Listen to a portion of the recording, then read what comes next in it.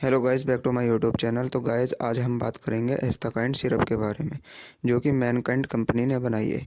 टर्बोटलीन sulphate इसके अंदर salt है, जो कि काम आता है नली, यानी सांस की नली जो होती है उसमें सूजन जो आ जाती है उसको ठीक करने के लिए, यानी सांस लेने में आसानी के लिए।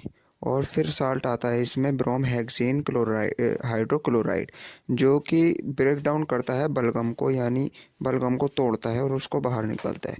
तीसरा साल्ट आता है गुआफेनेसिन एक्सपेक्टोरेंट, जो कि नली के अंदर जो चिपचिपाहट होती है उसको मलगम को तोड़ के उसकी चिपचिपाहट को ख़त्म करता है।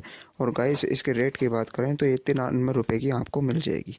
तो गाइस, ये इसका यूज़ होता है मलगम वाली खांसी को ख़त्म करना, यानी जो गीली खांसी होती है उसको जड़ से ख़त्म कर देना।